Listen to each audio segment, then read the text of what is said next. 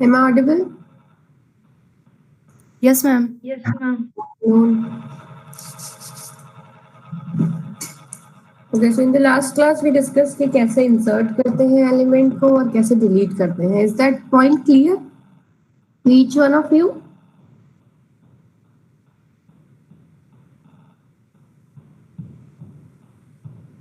Ma'am एक बार फिर से बता दीजिए कौन सा इसी वाला? प्रोग्राम को।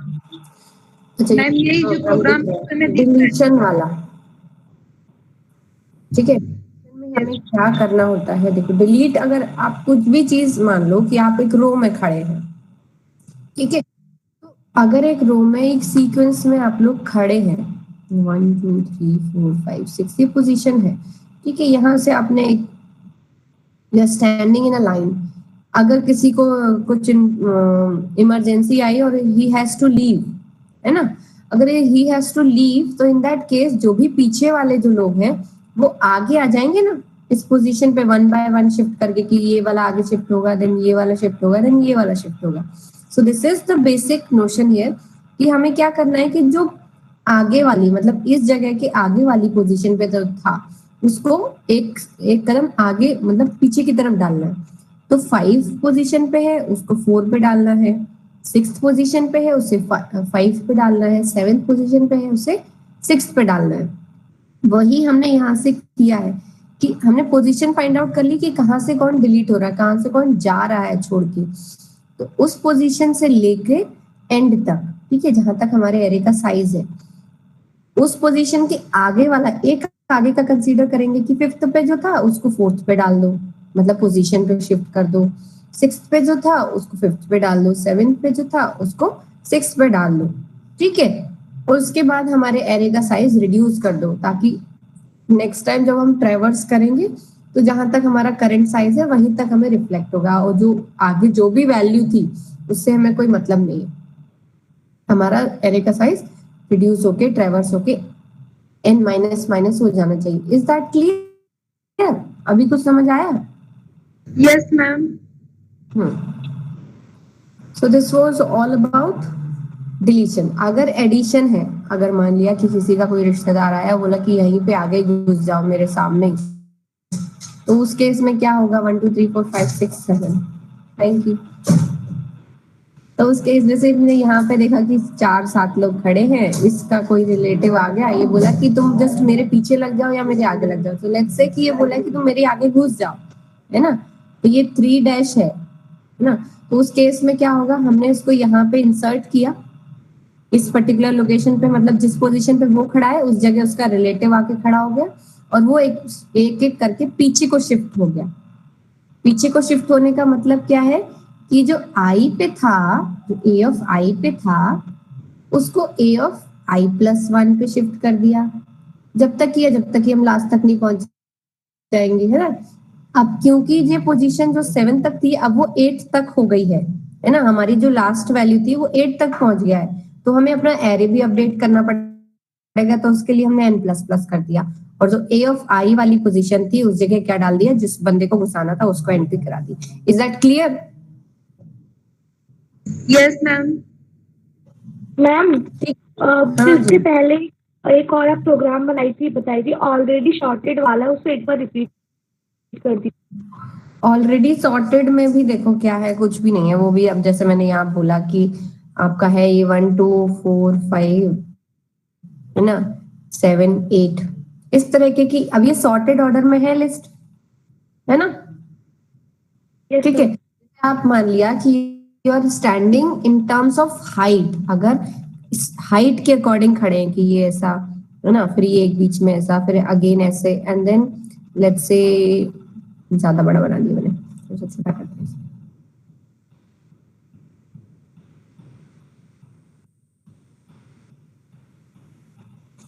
ये आ गया एंड देन ये आ गया, फिर एक और ये बढ़ाया एंड देन इससे भी ये बढ़ाया। लेकिन अब हमने माना कि हमें एक दिस साइज है, ठीक है, जो इससे तो छोटा है और इससे बड़ा है ना, उसको फिट करना है सॉर्टेड ऑर्डर में। तो हम कहाँ फिट करेंगे, हर एक से इसको कंपैरिजन करेंगे क्या इन दोनों के बीच में घुस सकता है? नहीं घुस सकता। इन दोनों के बीच में घुस सकता है? नहीं घुस सकता, क्योंकि दोनों से ही बड़ा। जब तक ऐसी पोजीशन नहीं आ जाए कि ये जो जो करंट पोजीशन है उससे तो बड़ा है और जो नेक्स्ट पोजीशन है उससे छोटा है, ठीक है, ऐसी पोजीशन नहीं। मैम आपकी आवाज ब्रेक हो रही है बहुत। ब्रेक हो रही है? अभी ऑडिबल है? तो मैम क्लियर है, क्लियर आवाज है। क्लियर है। तो वो बेटा आपके नेटवर्क में इशू होगा, किसी किसी के साथ नेटवर्क इशू हो रहा है। तो अब यहाँ पे क्या है कि अगर हमें इसको फिट करना है तो ये फाइंड आउट करने कोई ज्वाइन होना चाहता हम्म? कोई ज्वाइन होना चाहता है साक्षी में।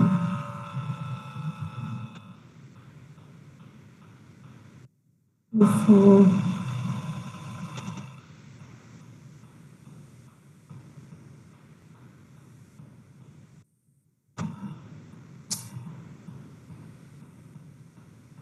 और भी है।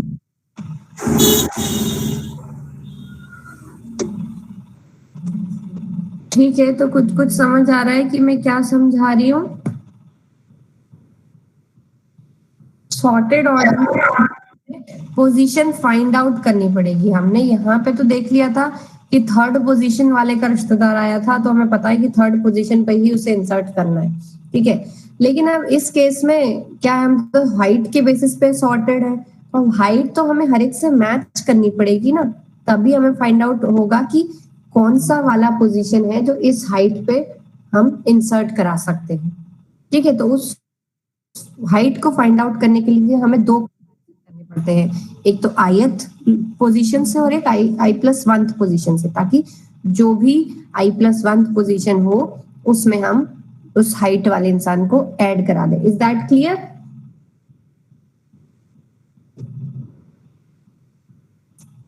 ठीक। Yes now comes the multi dimensional array. Multi dimensional array क्या होते हैं? अगर हम एक से ज्यादा डायमेंशन में अपने डेटा को सेव करना चाहते हैं with the help of arrays, then we say we are using the multi dimensional array. अब मल्टी डायमेंशनल एरे कैसा होता है, कहाँ यूज हो जाता है? ये जैसे हमारी मैट्रिक्स होती है, again that is a multi dimensional array representation है। तो उसे हम कैसे करते हैं? अगेन जो सेव होता है हमारी मेमोरी में वो लीनियर सीक्वेंस में ही सेव होगा, ठीक है। हम जो एक्सेस करना चाहते हैं उसका तरीका बदल जाता है, स्टोरिंग का तरीका बदल जाता है, लेकिन जो मेमोरी है आपकी वो कंटीजियस मेमोरी है, ठीक है। अगर कंटीजियस मेमोरी है तो क्या आप एक एरे बना रहे हैं जो 6 एलिमेंट्स का है टोटल, जिसमें 6 एलिमेंट्स कंटीजियसली सेव कर दिए हमने 1 2 3 4 5 6, या फिर एक ऐसा एलिमेंट्स बना रहे हैं। कंटीजियस मतलब continuous, side by side, adjacent locations, contiguous, ठीक है। लेकिन चाहते हैं कि नहीं, हम ऐसे नहीं चाहते। हम तो ये चाहते हैं कि अगर हमारी ये 6 एलिमेंट्स हैं तो हम चाहते हैं कि पहले 2 एलिमेंट सेव हो, फिर दूसरे 2 एलिमेंट सेव हो, फिर तीसरे 2 एलिमेंट। ये रिप्रेजेंटेशन यही है, पर लेकिन आप इसको ऐसा व्यू चाहते हैं कि हमें ऐसा दिखे, ठीक है। तो इन दैट केस आप क्या कर रहे हैं? 3 रोज बना रहे हैं, 2 कॉलम बना रहे हैं। अब इस तरीके का एरे पॉसिबल है, क्योंकि अगर आप, जरूरी नहीं है ना कि आप हमेशा सीक्वेंस में ही चाहते हैं आप रिप्रेजेंटेशन, आप चाहते हैं कि हम भाई मैट्रिक्स दिखा पाए अपनी, ये हमारी मैट्रिक्स ऐसे है, फिर इसमें मैट्रिक्स मैनिपुलेशन कर सके, मल्टीप्लिकेशन कर सके, एडिशन कर सके, जितने मैथ्स ऑपरेशन है वो आप कराना चाह रहे हो।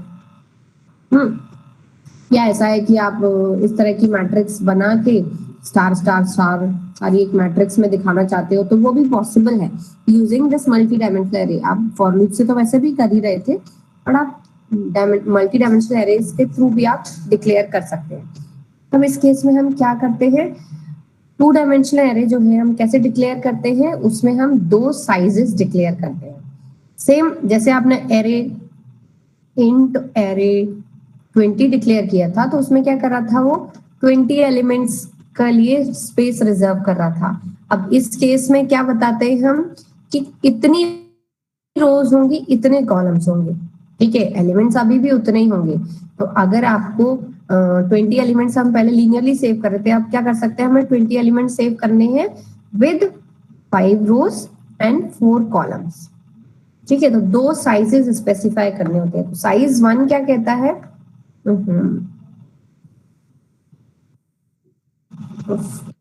बीच बीच में अब बच्चे ना एकदम एंड तक आते रहेंगे।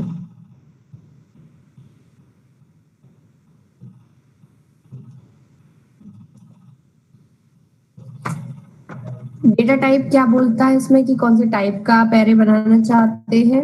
साइज 1 और साइज 2 जो है मल्टी डायमेंशन में जो एरे का साइज होना चाहिए, फर्स्ट डायमेंशन कितनी रोज होंगे, कितने कॉलम्स होंगे, वो रिप्रेजेंट। अगर हम 8 हम स्पेसिफाई कर रहे हैं यहाँ पर, तो बेसिकली क्या कह रहे हैं, कहाँ गया ये,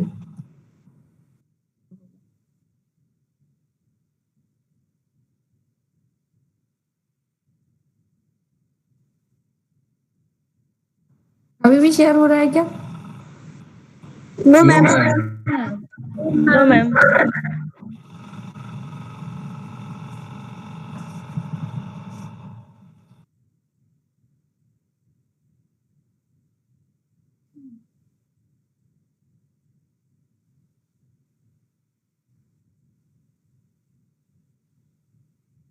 ठीक है, तो यहाँ पे एक एग्जांपल दिया है, in air 8 rows and 8 column. तो बेसिकली 64 एलिमेंट्स के लिए आपने लोकेशन सेव कर ली। इसमें 8 रोज में, मतलब एक रो में 8 एलिमेंट्स होंगे, सेकंड रो में 8 एलिमेंट्स होंगे, इस तरीके से 8 रोज में 8 एलिमेंट्स होंगे। लेकिन अब 3 डायमेंशनल एरे को भी इसी तरीके से हम रिप्रेजेंट कर सकते हैं। अब 3 डायमेंशनल एरे का एग्जाम्पल क्या है, एक बुक होती है। ठीक है, तो बुक में क्या है, रोज होते हैं, कॉलम्स होते हैं और पेज नंबर होता है। तो डिफरेंट डिफरेंट आपके डायमेंशंस होते हैं। ठीक है, तो उसको हम भी स्टिल हम we can represent it as 2 6 8, मतलब 2 पेजेस हैं, उसमें 6 रोज हैं और 8 कॉलम्स हैं। That clear? Yes ma'am. तो ये है, इनिशियलाइज करते हैं, थोड़ा सा डिफरेंस है इनिशियलाइजेशन में। अगेन आप क्या करते हैं इसमें, आप चाहें तो इसे रोज या कॉलम्स जैसे रिप्रेजेंट करके एंटर मार मार के लिख सकते हैं, या फिर एक सिंगल लाइन में भी आप उसे लिख सकते हैं। ठीक है, वो क्या करता है, अपने आप ये जो आपने इंफॉर्मेशन दी है कि 6 रोज एंड 2 कॉलम्स, उस तरीके से जैसे अगर 6 रोज हैं और 2 एलिमेंट है, तो फर्स्ट 2 एलिमेंट्स को वो फर्स्ट रो में सेव करेगा, सेकंड जो 2 एलिमेंट्स हैं उसको सेकंड उसमें सेव करेगा, एंड सो ऑन टिल 6। या दूसरा तरीके का हमारा ये भी है कि हम क्या कर सकते हैं, जैसे हमने यहाँ पे 3 और 5 बताया कि 3 रोज है, 5 कॉलम्स है, तो हम स्पेसिफाई कर सकते हैं with the help of different curly braces. तो जितनी एक कर्ली ब्रेसेस में हमने 5 वैल्यूज दे दी, नेक्स्ट 5 वैल्यूज हमने थर्ड सेकंड कर्ली ब्रेसेस में दे दी, एंड थर्ड सो ऑन। तो this is again a type of initialization for second 2 dimensional array. यहाँ तक समझ आ रहा है? Yes ma'am. Yes ma'am. Yes ma'am. ठीक है, लेकिन अब यहाँ पे है कि आप ऐसा नहीं कर सकते कि ये ब्रैकेट्स हटा दें। फाइनल जो आउटर मोस्ट ब्रैकेट्स हैं वो आपके कंपलसरी है। Commas in the initial braces are always required. आप जब ये लगाएंगे तो उसके बीच में कॉमास आपके लिए रिक्वायर्ड है, अगर आपने इस तरीके से स्पेसिफाई किया है। The inner braces can be omitted. The same effect is achieved by, देखो अगर हमने एक लाइन में भी सारे लिख दिए तब भी सेम ही आपका डिक्लेरेशन होगा। वो क्या करेगा, फर्स्ट 5 एलिमेंट्स को लेगा, ठीक है, देन सेकंड 5 एलिमेंट्स को लेगा, एंड देन थर्ड 5 एलिमेंट्स को लेगा। वो ऐसा क्यों कर, मैम वॉइस नहीं आ रही। वॉइस आ नहीं रही? कितने लोगों को नहीं आ रही वॉइस? मैम सही है मैम, क्लियर है। आ रहे हैं मैं क्या करूँ मैम जिसको नहीं आ पाती है तो। हाँ जी, मैम, लेकिन यहाँ पे रो और कॉलम अगर डिफाइंड है तो मैम इसमें कैसे करेंगे अगर हम एक ही ब्रैकेट में पूरा लिख देंगे तो? वो अपने आप कंपाइलर अंडरस्टैंड कर लेता है। अगर आपने ये जो 2 चीजें दे रखी हैं, ठीक है, अगर ये 2 चीजें दे रखी हैं तो कंपाइलर अपने आप अंडरस्टैंड कर लेगा। आप इनमें से कोई भी रिप्रेजेंटेशन। हेलो, हाँ जी, बोलिए। Am I audible? Yes, ma'am. Yes, ma'am. Yes, ma'am ma'am. एक लाइन में जब होगा तब सेकंड हेलो हाँ जी, बोलिए हेलो। बोलिए। हाँ मैम जब एक लाइन में लिखूंगा तब वो कार्डली ब्रश नहीं होगा। नहीं, आप जो लिख रहे हैं वो एक ऑर्डर है कि आप इस ऑर्डर में सेव करना चाहते हैं, लेकिन आपने जब डिक्लेयर किया, देखो यहाँ पर ये 15 एलिमेंट्स आपने डिक्लेयर किए। अगर आपने लेट्स से int b15 किया होता और ये सारे 1 to 15 एलिमेंट्स दे दिए होते तो भी ठीक था, मैम, sound तभी नहीं आ वो रहा। एक सेव कर देता। लेकिन अगर आपने से उसको बता दिया है कि आप 2 डायमेंशनल एरे बना रहे हैं जिसमें 3 रोज होंगी और 5 कॉलम्स होंगी, तो कंपाइलर अपने आप जब इनिशियलाइज करता है तब समझ जाता है कि किस वैल्यूज, कितने रोज, मतलब कितने वैल्यूज तक कैलकुलेट करना है फॉर 1 रो और 2nd रो एंड 3rd रो। ठीक है, मैम जो फर्स्ट वाला होता है वो ठीक है मैम, रो पर वो फास्ट वाला जब उसमें फर्स्ट वाला। हेलो हाँ बोलिए, हेलो सुनाई दे रहा है मुझे। मैम, फर्स्ट वाला है B35 जो तो यस मैम, तो उसमें अगर 35 ना करके 10 या उससे ज्यादा करे तब भी वही रिप्रेजेंटेशन आएगा। मतलब हम तो डिफाइन ही कर चुके हैं कि कैसे हम हाँ, लोग अगर आपने यहाँ पर आउटपुट b of 4 किस तरह से 4 5 उससे दिया, तो 4 और 5 करने पे क्या आ रहा है आपका कि 4 रोज है 5 कॉलम्स है। अगर आपने कम दिए हैं कोई वैल्यू, जैसा 4 और 5 मतलब 20 वैल्यूज हो गए ना, तो 20 वैल्यूज नहीं दिए हैं, तो जितनी वैल्यूज नहीं दी है उन यस मैम। होगा 0 से इनिशियलाइज होगा, वो हम देख रहे हैं अभी, देखिए आगे। So for the elements of the first row are initialized first, and then the elements of the second row, and so on until initializations are complete. The row ordering is also used, same ordering to store 2-dimensional ordering. So हम क्या करते हैं इसमें row major order use करते हैं, मतलब row wise आपकी जो एलिमेंट्स होंगी वो स्टोर होंगी, कॉलम वाइज नहीं होंगी। ठीक है, यहाँ देखो हमने क्या किया है, डिक्लेयर किए हैं 12 एलिमेंट्स, तो जो सेव होगा मेन मेमोरी में वो क्या होगा, पहले 8 होगा, फिर 16 होगा, फिर 9 होगा, फिर 52 होगा। अब क्योंकि हम क्या कर रहे हैं, रो मेजर ऑर्डर कर रहे हैं, लेकिन अगर कॉलम मेजर ऑर्डर होता, मतलब हमने ये ऐसे स्पेसिफाई कर दिया है कि ये है, और कॉलम मेजर ऑर्डर से अगर कॉलम मेजर होता तो उस केस में क्या होता, जब हम सेव करते हैं मेन मेमोरी में तो कैसे होता, पहले 1 4 7 आता, फिर 2 5 8 आता, फिर 3 6 9 आता, जो मेन मेमोरी में इस तरीके से सेव होता। बट आपकी जो मेन मेमोरी होती है उसमें जो सेविंग मैकेनिज्म है वो रो मेजर ऑर्डर में। Is that clear? Yes ma'am. अब यहाँ पे हमने क्या किया है, देखो 4 रोज डिक्लेयर करी है, 2 कॉलम्स डिक्लेयर करे हैं, लेकिन कितने वैल्यूज स्पेसिफाई किए हैं? 6 वैल्यू स्पेसिफाई किए, लेकिन 8 स्पेसिफाई करने था, सिर्फ 3 रोज की हमने वैल्यू दी है। तो इस केस में देखो क्या हुआ कि इनिशियल जो 6 वैल्यू यस मैम। वहां पर इनिशियलाइज हो गया, जो वैल्यूज दी है, जो बाकी जिनकी वैल्यूज आपने नहीं दी है वहां पर 0 0 आ गया। ठीक है रिया? Yes ma'am.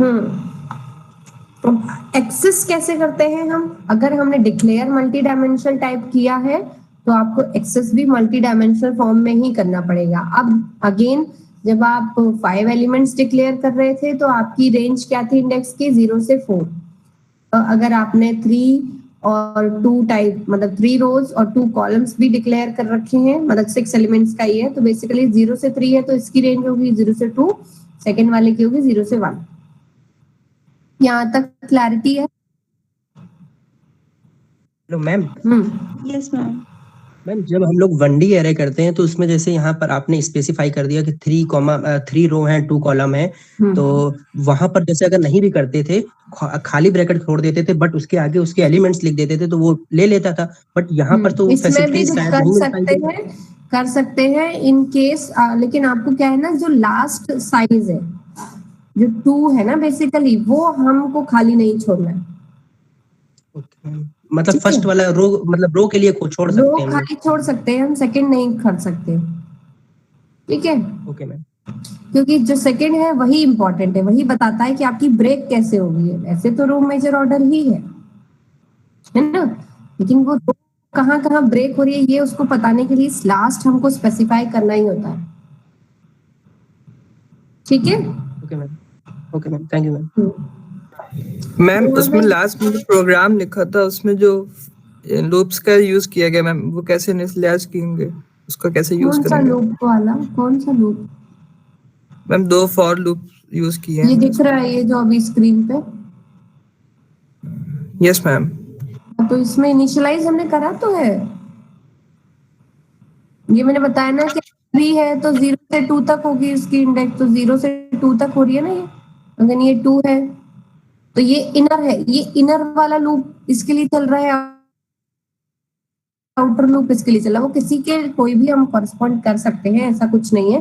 ठीक है, कि जे आप बाहर वाले कॉलम के लिए बाहर ले लो, इनर अंदर ले लो, तब भी हम सेम ही चीज को एक्सेस करेंगे। मतलब मैम एक जैसे मैम क्या समझ नहीं आ रहा मुझे, क्या बोल रहे हो आप मुझे? Okay hello ma'am, ma'am. समझ गया समझ गया। हाँ बोलिए। हेलो। हाँ मैम, जो INT A32 के अंदर जो कार्ली ब्रेसेस के अंदर जो पेयर वाइज कार्ली ब्रेसेस है वो तो नहीं दो फिर भी चलेगा ना? एक मिनट रुको, कॉल है का। ठीक है, हाँ क्या बोल रहे हो? वो जो कार्ली ब्रेसेस के अंदर जो पेयर वाइज 4-7 करके जो कार्ली ब्रेसेस है उसको ना भी दो तो भी तो हो जाएगा। हाँ ना भी नहीं, एक्चुअली में ना जब आप डिक्लेयर कर रहे हैं तो लास्ट वाला आपको डिक्लेयर करना ही होता है इस केस में। ठीक है। ओके, मतलब फर्स्ट 2 पेयर के लिए चलेगा बट लास्ट पेयर के लिए वो करना पड़ेगा। लास्ट मतलब जो लास्ट इंडेक्स है ना आपकी, हाँ, अगर हम देखो खाली ब्रैकेट देके डायरेक्टली इस तरीके से इनिशियलाइज कराएंगे तो इनिशियलाइज हो जाएगा। ठीक है, क्योंकि हमने हाँ मैम वही पूछ रहा वो हूँ। ऐसे इनिशियलाइज हो जाएगा, बट अदरवाइज आपको लास्ट ब्रैकेट जो लास्ट वैल्यू है साइज 2 जो है वो स्पेसिफाई करना मस्ट है। ठीक है। Okay okay,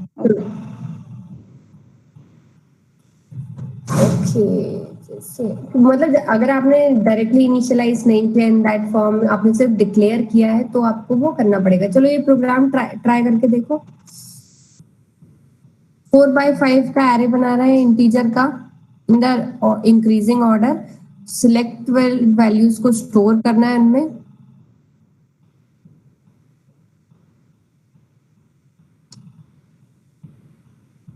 can someone try this?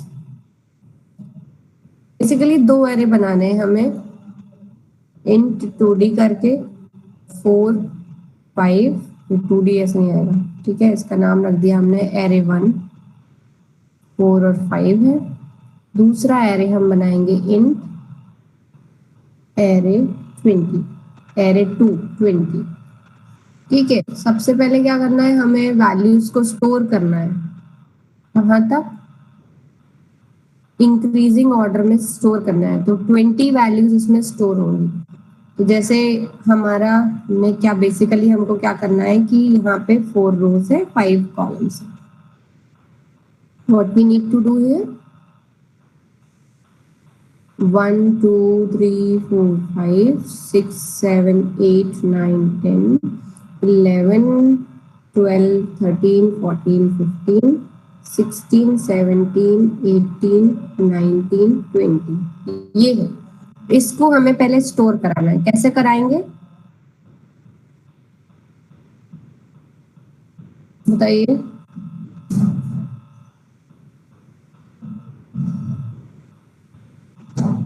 पहले फॉर का लूप लेंगे, वो 4 है उसके लिए आई ले लेंगे, तो मैं वो पहले वो एक रोज में वो सारे वैल्यूज स्टोर कर लेगा। फिर एक और फॉर आई जे के कर लेते हैं। ठीक है, 3 वैल्यूज को ले लेते हैं। ठीक है, आई 0 से आई कितना चलेगा, आई लेस देन 4 आई प्लस प्लस प्लस और के को इनिशियलाइज कर देते हैं 1 से। ठीक है। Yes ma'am. उसके बाद मैम एक और लूप लेंगे, j equal to 0 less than 5 j plus plus. Plus, ठीक है। अब मैम इसके आगे का आइडिया नहीं है। array of 1 a of i comma j i j, इसमें हम क्या वैल्यू डालेंगे? k, यही है ना? ठीक है। और k उसके बाद हम क्या कर देंगे? k प्लस प्लस, ठीक है। चल जाएगा कि No मैम, ये मैम ये लाइन नहीं समझ में आती है। array 1 i is equal to k, ये नहीं समझ में आया। यस मैम, ये वाली देखो लाइन नहीं k समझ में को मैंने क्या है, k को मैंने क्या किया? 1 से इनिशियलाइज कर दिया, ठीक है। तो पहली बार जब वो चलेगा array of 0 0, तो ये 0 1 2 3 4, 0 1 2 3, ठीक है। तो a of 0 0 में हमें पहले क्या डालना है? 1। तो array of 0 0 में क्या हो गया? क्या हो गया? array 1 0 0 में हमने 1 डाल दिया और k कर दिया प्लस प्लस करके, तो k की वैल्यू नाउ इज 2। अब हमारा नेक्स्ट जो आएगा एलिमेंट यहाँ पे array ऑफ 0 कॉमा कितना आएगा? j की भाई 1 0,1 पे 1 1। अब इसमें k की वैल्यू क्या हो चुकी है? 2 2। मैम 2। समझ में आ रहा है कैसे होगा? यस मैम, यस मैम वो ऐड करके तो ऐसा हो जाएगा जाएगा। वैल्यूज होता जाएगा कि नहीं होगा? ये लूप आपको सही लग रहा है कि नहीं?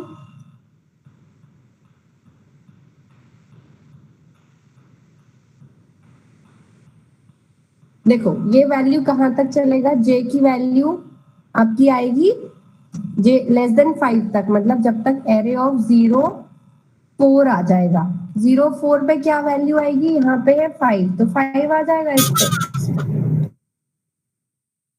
उसके Yes, बाद ma'am. क्या होगा? i की वैल्यू होगी 1, है ना? i की वैल्यू 1 होगी क्योंकि ये लूप एग्जिट करेगा। अगेन यहाँ पे i की वैल्यू 1 आएगी, तो array 1 ऑफ 1 कॉमा 0, तो हम इस लोकेशन पे पहुंच गए। अब k की वैल्यू ऑलरेडी 5 हो चुकी है, मतलब 6 हो चुकी है, तो वो क्या होगी? वैल्यू असाइन हो जाएगी 6। अगेन 1 1 1 1 2 1 3 1 4 चलेगा। कुछ कुछ समझ आ रहा है कि नहीं आ रहा है? क्या कर रहे हैं हम? अभी हमने सिर्फ इनिशियलाइज किया है अपने 2D एरे को। Hello ma'am. हाँ जी मैडम, जो रैंडम वैल्यू होता है रैंडम तो मैंने डाली नहीं है इसमें, तो इंक्रीजिंग ऑर्डर में 1 से 20 तक डाला है वैल्यू। ओके मैम, एक्चुअली हम पूछ रहे थे रैंडम वैल्यू होता तो क्या होता? रैंडम वैल्यू होती तो आप यहाँ से स्कैनएफ करवा लेते। मैंने यहाँ वैल्यू डाली है, उसकी जगह आप क्या डालोगे? Scanf %d address of a of i comma j।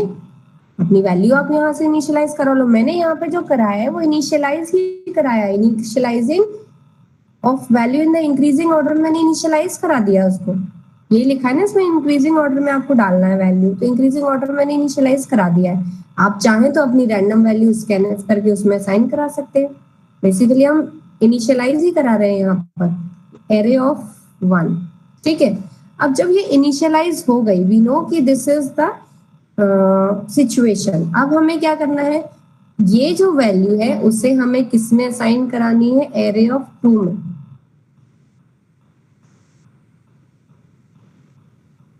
ठीक है। अब वो कैसे होगा? उसे लीनियर हमें ऑर्डर में करना है। Store the selected values in the single dimensional array name sort. तो ये जो है ये बेसिकली इंट सॉर्ट 20, क्योंकि 20 एलिमेंट्स है तो मैंने एक एरे बनाया है 20 एलिमेंट्स का। अब हमें क्या करना है? हमें क्या चाहिए? सॉर्ट ऑफ 0 पे 1 एंड सॉर्ट ऑफ 19 पे 20। बेसिकली ये हमें चाहिए पूरा। और वो किसके थ्रू लेना है हमें? एरे 1 के थ्रू, मतलब इससे हमें इसमें सेव करना है। ये जो 2D है इससे हमें 1D में बनाना है। तो कैसे बनाएंगे हम? अब कोई बताओ लॉजिक। फिर मैंने इनिशियलाइज आपसे करवाया है।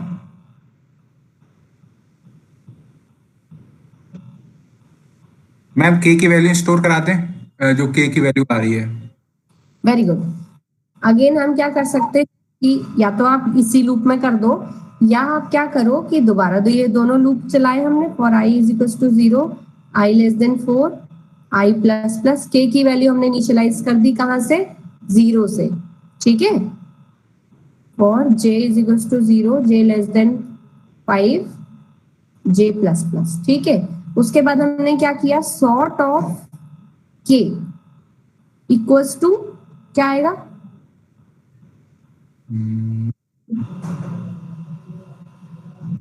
जिसके लिए लूप लगाया है ना, array of y comma j, ठीक है, and then k plus plus,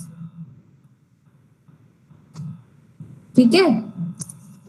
yes ma'am. Save कर लेंगे हम इससे, यस मैम, हो जाना चाहिए। इजी है, ठीक है। चलो एक बार ट्राई कर लो क्या लिखा है इसमें। ओफो,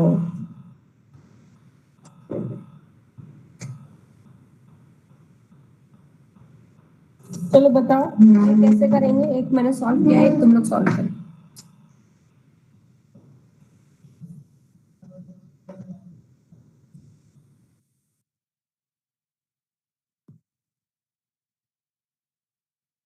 करो करो।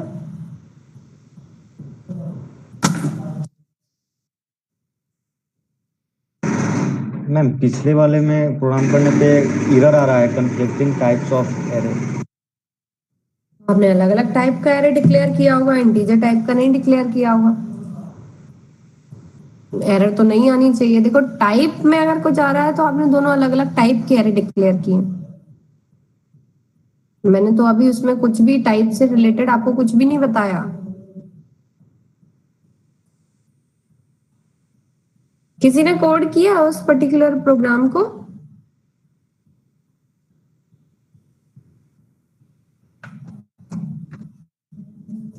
आप लोग ये वाला प्रोग्राम मुझे करके दिखाओ। चलो क्या कह रहे हैं इसमें, एक प्रोफेसर है, उसने फ्लोटिंग टाइप का एक 2D डायमेंशनल एरे बनाया with 3 rows and 5 column. The array contains the test grades, ठीक है। तो मतलब उसने क्या बनाया है, टेस्ट ग्रेड नाम का एरे बनाया है फ्लोटिंग टाइप में। फ्लोट टाइप का कहाँ है मेरा कर्सर, यहाँ है, ठीक है। फ्लोट टाइप का टेस्ट ग्रेड का एरे बनाया है 3 कॉलम और 3 rows and 5 कॉलम्स का। अब इसमें क्या है, it consist of the test grade. अब हमें यहाँ पर रैंडम वैल्यूज इंसर्ट करानी है, ठीक है, फॉर लूप लगा के। देखो 2 डायमेंशनल है इसलिए 2 लूप लगेंगे ही लगेंगे, नेस्टेड लूप लगाना ही पड़ेगा आपको। Is that clear? आपका 2D डायमेंशनल एरे है, you have to access it with 2 indexes. Write a program that reads 15 array values and then determine the total number of grades in the ranges less than 60, greater than or equal to 60 and less than 70. ठीक है, greater than or equal to 70 and less than 80, greater than equal to 80 and less than 90 and greater than equal to 90. तो अब इसमें कितनी 5 classes दी, ठीक है। आपने पहले इंसर्ट तो करा लिया फॉर से लेके, फॉर आई से लेके i इक्वल टू 0 से i लेस देन कितना होगा, 2 0 से 2 जाएगी ना, और j की वैल्यू कहाँ जाएगी, 0 से 0 i j लेस देन, ठीक है। मैम i की वैल्यू 3 लेस देन 3 होगी बिकॉज यस मैम, करेक्ट, ये भी 5 है, ठीक है। Thank you. उसके बाद यहाँ से स्कैनफ ले लिया हम। हाँ मैम एक आपने जो फ्लो टेस्ट 3 और 5, उसके नीचे भी तो एक फ्लो टेस्ट 15 आएगा। नहीं, एक ही है ये, हम इसी टेस्ट के बारे में बात कर रहे हैं। ओके मैम, ठीक है। अब ये जो हमने फ्लोट टेस्ट का ग्रेड का बनाया है उसमें 15 एलिमेंट्स है ना, 3 मल्टीप्लाइड बाय 5 इज 15, जो स्कैनफ से हमें लेना है। अब इनिशियलाइज होने के बाद हमें ये आइडेंटिफाई करना है, क्या आइडेंटिफाई करना है कि कौन सी ऐसी ग्रेड्स है जिनकी वैल्यू रेंजेस है। कौन कौन सी रेंजेस है, या लेस देन 60, फिर क्या है 60 ग्रेटर देन 60 जैसे अगर जो टेस्ट की वैल्यू है टेस्ट आई कॉमा जे जो है क्या है वो less than greater than equal to क्या है क्या क्या लिखा है दिखाओ जरा greater than equal to 60 and less than 70 ठीक है उसके बाद है greater than equal to 70 less than 80 again 80 90 इसी तरीके से दिया है एंड फिर क्या है last is less than equal greater than equal to 90 greater है ना ये है ग्रेटर देन इक्वल टू ठीक है अब इसको फिट करना है हमें बताना है कि कौन कौन सी जो रेंजेस हैं वो आपकी इन रेंजेस में है कैसे बताओगे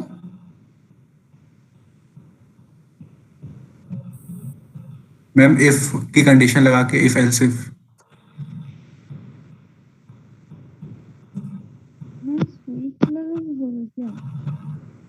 मैम स्विच हो सकता है स्विच मैम इसे से कर सकता अगर एक फर्स्ट कंडीशन देके फिर ऐसे करके पूरा नीचे का मतलब इशू क्या है यहाँ पर अब ये देखो कि अब जैसे हमने एक एक वैल्यू से तो कंपेयर करा लेंगे हम ठीक है वो प्रिंट भी हो जाएगा कि हमने हर बार इसके लूप पे पहुंचे पर्टिकुलर वैल्यू में तो वो हमने एक साथ वो प्रिंट करा सकते हैं मतलब एक एक वैल्यू पे कंपैरिजन होगा और वो वैल्यू प्रिंट होगी फॉर डिफरेंट कंडीशन लेकिन अब इंडिविजुअल वैल्यूज अलग अलग आएंगी तब क्या करोगे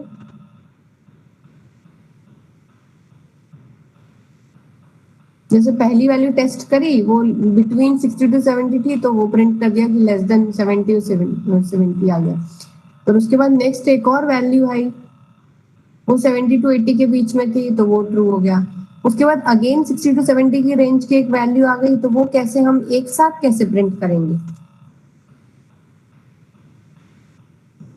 मैम कोई लोकल वेरिएबल असाइन कर लेते हो करते जाते हैं लोकल वेरिएबल एक असाइन करोगे तो उससे तो एक ही वैल्यू प्रिंट होगी ना हर बार चलो इसको कोशिश करना try to do it so I stop here okay ma'am चलो थैंक यू मैम मैम जो आपने बताया कि ग्रेटर लेस देन 60 होगा तो उसका मतलब है कि all the values should be printed which are less than 60 and then again all the values print करानी है हमें मतलब 60 के लिए वो वैल्यू 70 के लिए डिफरेंट ग्रुप्स होंगे जो 15 कुछ वैल्यू 60 से कम होंगी कुछ वैल्यू 60 से 70 के बीच की होंगी कुछ 70 टू 80 होंगी कुछ 90 से बड़ी होंगी तो उनको डिफरेंट टाइप को प्रिंट कराना है कैसे होगा वो आप लोगों को ओके मैम ओके